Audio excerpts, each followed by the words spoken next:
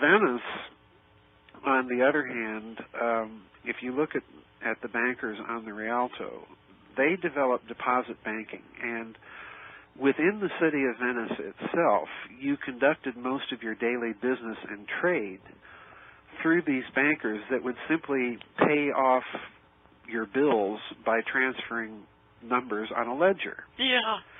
And, that may seem like no big deal because we're so used to it today, but back then it was a huge deal because what it meant was that commerce within the city of Venice itself no longer required the counting out or weighing of coins. Yeah. So it basically drastically increased the money supply in the Venetian Republic. It freed up all that coin for international trade. Oh.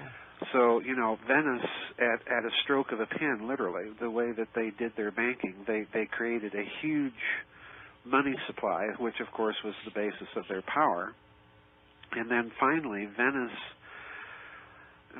is unique in its hidden institutions, and we have to take some time to understand those.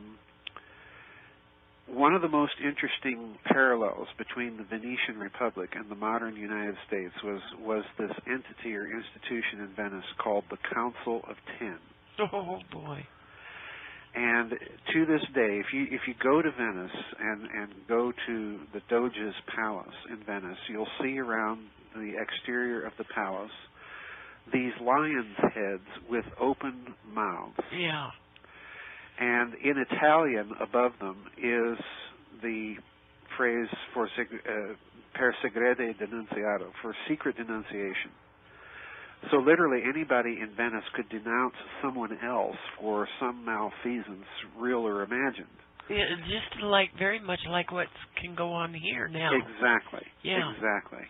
And you'd be picked up off the street by the Venetian intelligence services and hauled into the Council of Ten and tortured and so on and so forth. Now, the Council of Ten, just to let people know what it is the council that controls all Venetian intelligence. Now, to understand what that means, you have to understand that Venice, as the commercial trading empire of the West at that time, had its intelligence agents literally spanning the then-known world all the way from England to China. Oh, boy.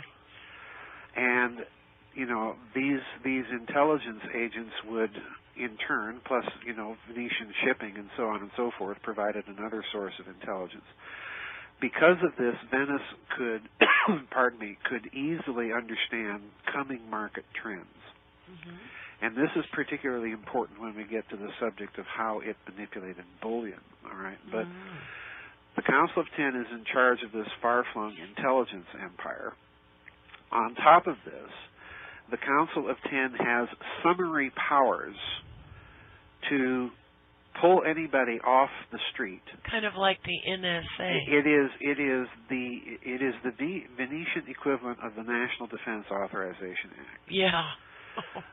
Because they have summary powers of interrogation, summary police powers. They report only to the Doges of Venice, and they can actually try somebody outside of the normal legal channels in Venice, pass death sentences, which are not appealable. Yeah. And usually if that happened to you, you were executed immediately. I mean, there was just no waiting around. That was it. And just to drive the point home, after that happened, they'd hang you upside down by your legs in the poles around the main square in Venice, so everybody can look at you, and send a message. So in other words, the Council of Ten basically rules Venice for the financial oligarchy that actually runs the city. Do we know their names? The financial oligarchs? No, the Council of Ten. Well, we'll get to that. Okay. The Council of Ten is basically using state-sponsored terror to rule. Okay. Now, as far as the people who are members of the Council of Ten, to hold any office whatsoever in Venice, be it on the Grand Council or be it the Doges or the head of the grain office or a member of the Council of Ten, you had to be a member of their nobility. Yeah. In other words, you had to be one of the either long historical families that migrated northward from Rome into the lagoon when the Huns were marching through Italy, or you had to be an admitted member of the newer nobility that was granted noble status by dint of your wealth or power or whatever. Yeah, you buy your way in. You buy your way in. Yeah. Now, in other words, the resemblance to Venetian society and the modern American culture, or political culture, I should say, is very palpable and real, because to hold political office at the federal level in this country, you've become basically a satrap of the corporations and of the banks. You don't hold office unless you represent that class.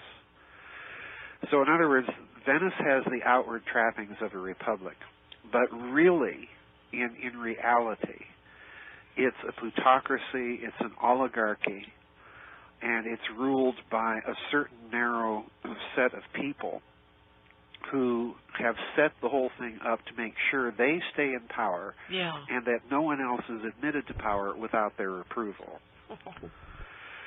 So, well, Joseph, it's not so different from today. No. You know, Guantanamo, a lot of those men that were picked up and had to go through rendition, it was done so by bounty. Yeah.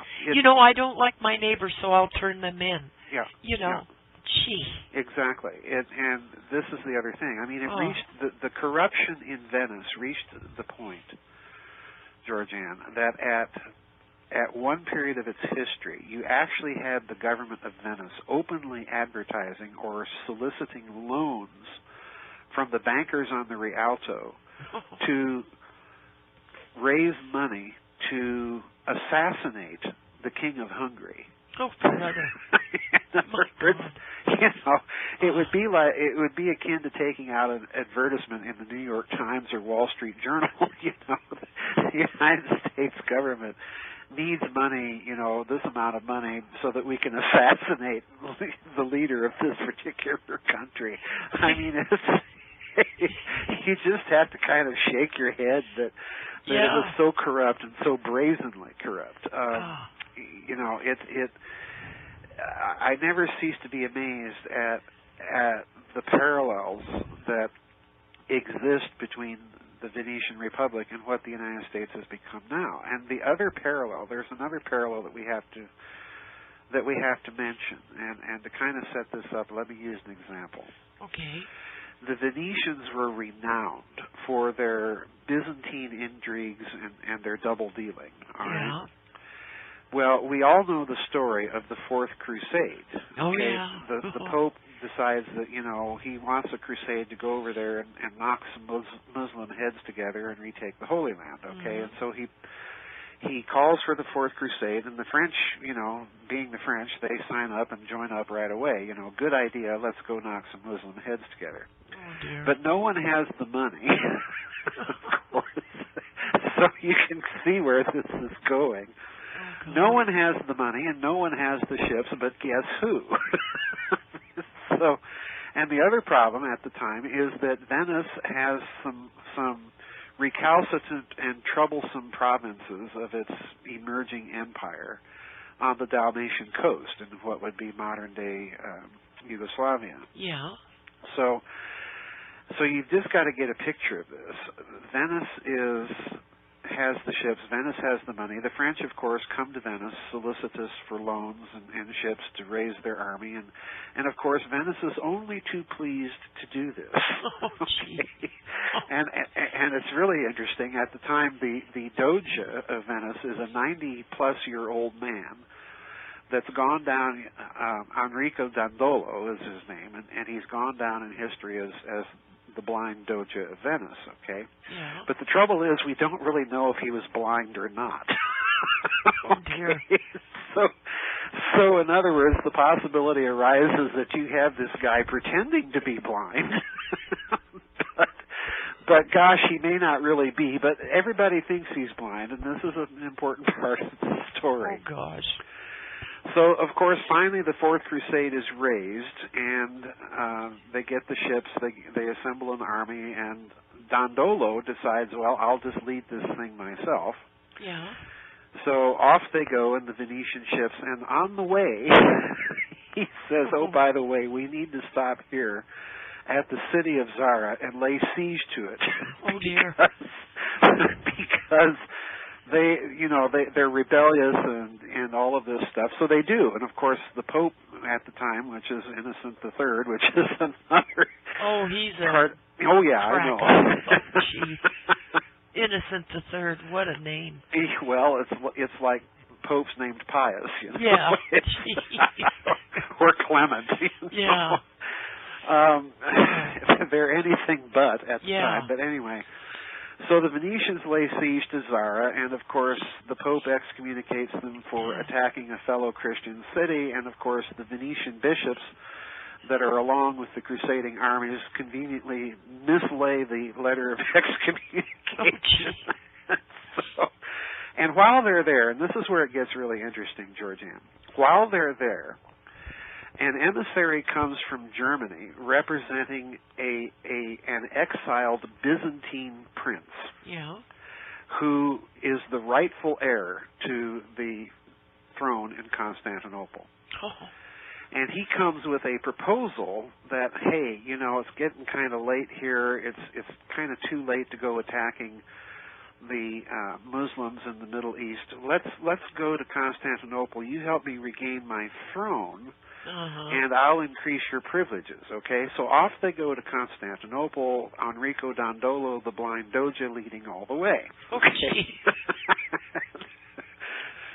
And they of course lay siege to Constantinople. They are victorious over the Byzantine emperor, and they depose the ruling family. They install a Venetian puppet and gain even more concessions in Constantinople. And of course, all of this just infuriates Pope Innocent III even more, because he's wanting to try and patch things up with the Greek church, and of course the Greeks are now mad because these evil Westerners have installed. Oh, brother. It just goes on and on. Okay. Oh. Now let's back the thing up here, because I'm using this as an example of Venetian Byzantine duplicity. All right. Okay. Before the Crusade even set sail, and ended up not in the Middle East, but in Byzantium. Before it even set sail, the Venetians had minted an almost identical replica to the East Roman hyperion, which was a coin that was kind of the reserve currency of the day that was minted by the Byzantine Empire. Oh, my. So in other words, the Venetian intent, as far as I'm concerned, and this puts me at odds with academic historians, is revealed from the outset, because they were intending to drive out the Byzantine coinage as the coin of trade in Eastern Mediterranean trade. Okay. And the other thing you have to remember is, again, the Venetians had a far-flung intelligence service. They would have known about this exiled Byzantine prince and his aspirations to regain the throne. And this is the way they operated, Georgianne. And as a final convincing element here, as the French were negotiating with Dandolo prior to the departure of the Crusade for the East, and even really before the ink was dry on the contract for all of this, prior to this, the Venetians, of course, were saying, yeah, we'll transport your army to the Middle East. But at the same time, they're negotiating with the Sultan in Egypt, promising, no, we won't attack you. Yeah. Okay? So in other words, the target, as far as Venice was concerned, and as far as the evidence really indicates all along, was Constantinople. Yeah. And, when you look at what happened in Constantinople, what do you find? Well, the good old blind Doja is personally leading the attack. Oh, brother. Oh, my gosh. It defies any military imagination how someone blind can be leading a fleet of galleys and catapults and siege engines and everything else. Yeah. So, you really have, when you look at the history of Venice or the Middle Ages, you really have to train yourself to read between the lines of these wonderful academic histories. Because what you're reading in these academic histories is kind of a medieval version of the Warren Report. Yeah. but the conspiratorial reality is something far different. But, Venice, I said all of that kind of preparatory as an example because Venice was known for this kind of double dealing. Yeah. And the parallel that Venice has with the modern-day United States are many, and particularly in this respect, because Venice betrayed its own kind of cultural allies on more than one occasion. Yeah. It used its military and economic power in such a way as to gain ever more concessions from just about everybody. Yeah. To increase its own wealth and power. And at a certain point in European history, Georgianne, it managed to literally piss off so many people. Yeah, I can see why. Yeah. That everybody else just finally had it and said, we're going to take this troublesome little entity out once and for. Imagine a city is basically ruling the Eastern Mediterranean and controlling all the international commerce in Western Europe.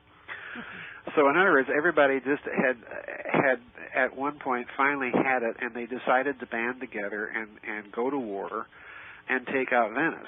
And this really became the first real, genuine European continental war. Yeah. It's called the War of the League of Cambrai. Oh, boy. And, I put the preamble of the treaty that announced the league or the alliance of the countries that were going to go fight Venice. And I did so for a reason, because you have to read this thing in order to see just how pissed off people really were. Well, people in the world are getting exactly at this country exactly. now. For the same sort of behavior and reason. Yes. That's my point. That's my point. Double dealing, lying, spying, cheating, financial manipulation that ends up stealing the livelihood of the middle class, not only of your own country, but several others. Yes. The extension of a financial system that's based on oligarchy and corruption, and on we could go. So that, Venice has several lessons for us, and that's one of them. The other lesson that Venice has is that it controlled, and I hope people that are what I call medalists are listening very carefully. Mm-hmm. And I'm not against, please don't misunderstand me, I'm not against the idea that money should represent value rather than debt. Okay? Mm-hmm. I have no problem with gold standards or silver standards or any other sort of commodity value-backed money. Right? Yeah. My problem is the people that think that a bullion standard of some sort is much more stable and not subject to manipulation. Oh, boy. They've got another thing coming. They've got another thing coming. Yeah. You only have to read the history of this country, for one thing. But when you start delving into what Venice did in terms of manipulation, that story goes all the way back to Babylon's banksters. And let's recall what I said there. In ancient times, you saw the rise of an international bullion brokering class. Mm-hmm. Because the Far East valued silver more than it did gold. And the West valued gold more than it did silver. Isn't that convenient? Yeah. You got to wonder, how did that come about? But when you look at that, you can just see immediately the possibilities for manipulation and the enrichment of a class of people that do nothing but trade in bullion. And this is, you're manipulating the gold to silver exchange rate. That's basically what's happening. Yeah. Right? Well, if you look at what Venice does, since it's basically controlling the bullion market in Western Europe at that time, it has intimate first-hand knowledge of the ratio, the price value of gold to silver at any given moment. Yeah. And if you're a company that is loaning money to governments, and that money has to be repaid in gold, what happens if the rate of exchange of gold to silver goes down when they repay you? Yeah. Well, this is exactly what happened to the Florentine companies, and they crashed precisely because, if you study the record very closely and carefully, which I recount in the book, it's because at that time in history, Venice was importing gold into Europe madly. Oh, boy. So, in other words, they were collapsing the gold to silver exchange rate, and all these Florentine companies that had loaned money when gold was relatively more scarce were being paid back in gold that was now much more plentiful. Yeah. And therefore, they were being paid back with inflated money. So you see what happened. They were caught in a bullion vice, quite literally. That was of Venetian coinage, not to coin a pun. So, there's lots to this story. Oh, and, it just goes on and on and on.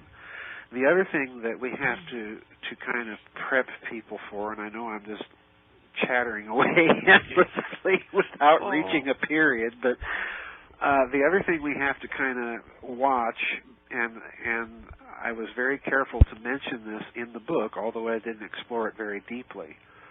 But you know me, I like to plant the little seeds that are going to blossom much later in the story. Yeah. Well, the other part of the story that we have to watch is that the Venetian nobility, as Venice expanded into northern Italy, it then, of course, recruited the noble houses of the cities that it conquered. Yeah.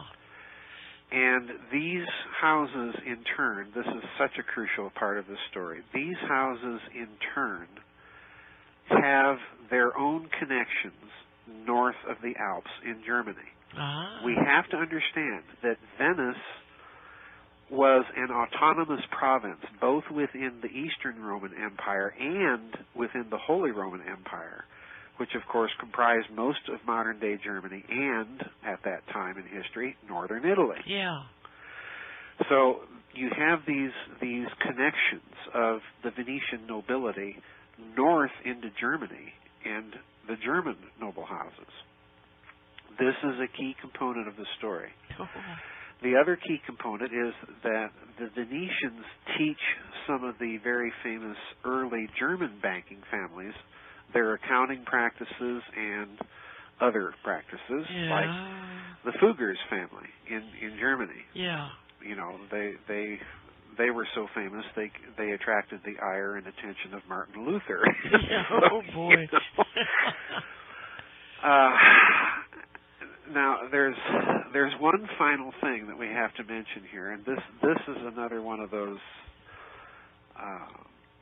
examples of Venetian duplicity, and I hope people can understand what they're seeing being written in Venice is the modern international banker's playbook. Yeah. Okay? This is what they're really seeing. So there's another thing we have to pay attention to, because, of course, in the Renaissance, what's going on? You've got the Protestant Reformation going on, and you've got the Catholic Counter-Reformation going on. Yeah. And Europe is dividing itself into two religious camps. Uh-huh. All right? I should say Western Europe is dividing itself. And lo and behold, we have in Venice a fellow by the name of Barbaro Cardinal Contarini, okay? A Roman Catholic cardinal from Venice. With me? Yes. And who is he really enamored of? Whose theology does he really like? Well, Martin Luther. Oh, boy. And in fact, he even writes a few letters to him. And if you read Cardinal Contarini himself in his theological opinions, he's got a position very close to Martin Luther. Okay? But on the other hand, Cardinal Contarini just so happens to be the very cardinal that the Pope put in charge of preparing the Reform Council for the Catholic Church that ends up being the Council of Trent. Oh, my goodness. And on top of that, Cardinal Contarini is the personal sponsor who brings to the Pope's attention an obscure little Spanish outfit or order that he wants to promote as kind of the papal soldiers, and that, of course, is the Society of Jesus, the Jesuits. Yeah. So look what we have. We have a Venetian cardinal who likes Lutheran theology, who stays in correspondence with same, and on the other hand, he's preparing the Council of Trent that is going to denounce all of these Protestant heretics, and he's sponsoring the rise of the Jesuits. Okay. Oh boy. Now, that's just one Venetian. There's another one that I didn't even talk about in Financial Vipers of Venice. But rest assured he's going to play a role in the next book. Oh boy. And his name is Paolo Sarpi. All right? Mm-hmm. And again, this guy is a priest. He's obviously, a Roman Catholic priest. And he's a famous canonist, a canon lawyer. And who is he giving advice to? Try Henry VIII. Oh, brother. Now, I could go on and on, Georgianne, but the point is that at this stage, Venice becomes one of the major publishing houses of Europe, of course, because what's the information revolution at that time? Well, it's the printing press. Yeah. And the oligarchs realize that, we've got a real problem on our hands here. We'd better gain control of it. So they establish Venice as the major publishing center in Europe at this time. And what are they publishing? Well, they're publishing both Protestant and Catholic works of theology and church history and everything else. So in other words, they've got their finger into every pie possible. Yeah. And, I have to agree with Webster Tarpley, because the way it looks to him is that what the Venetians are doing is they are deliberately exacerbating the religious conflict of the day as a means of disguising their transference of their wealth and power northward. In other words, they know the handwriting is on the wall. You can't have a global empire or attempt to rule one from a swamp at the north end of the Adriatic Sea. No fooling. That's true. Times they are a-changin', Christopher Columbus has gone and found the New World. Dang it, and that kind of puts a crimp in our trade. So if we're going to have world domination, we can't do it from this place anymore. Oh, my gosh. I'm putting it very bluntly, but that's what I think happens, and that's why I spent the time in the book pointing out that, you have to look at the Venetian nobility's ties to these noble houses north of the Alps, because this is going to become the way that they transfer their concepts, their ideas of organizing the economy and of organizing the state northward. So where do they go? Well, what other city in Europe most resembles Venice that's in a swamp and you get around by traveling on boats and canals? up in the north. Yeah. Far Amsterdam. north. Amsterdam, yeah. Yep, Amsterdam. So in other words, you have the Venetian virus is transferred, at least conceptually, northward. And from there, of course, it hops over the channel and into London. So, in other words, this is an important story. And well, Joseph, were the original Venetians known as the black nobility? Well, I hear a lot of that on the internet and see a lot of it. And this is the other reason I wrote the book. Because you have claims that the Venetians deliberately engineered the Black Plague, that they deliberately engineered the collapse of the Florentine super companies, which I think they did. Yeah. And most of the book is about what they did and how they did that. All right. It's quite an indictment. It is. But the problem is, when it comes to things like the Black Plague and the move northward, the people that are saying these things and promoting those ideas are not, as usual, giving you the details and giving you the footnotes. Yeah, that's right. And that's my problem with so much research in this alternative community. Give us something more than opinion. Argue your case better. And that's what I attempted to do. Well, you did very well. Well, thank you. But my point is, with the Florentine super companies, what you have to do is you have to sit down and read the academic sources and then connect the dots between them. Yeah. Because they're not going to come right out and tell you any of this. Yeah.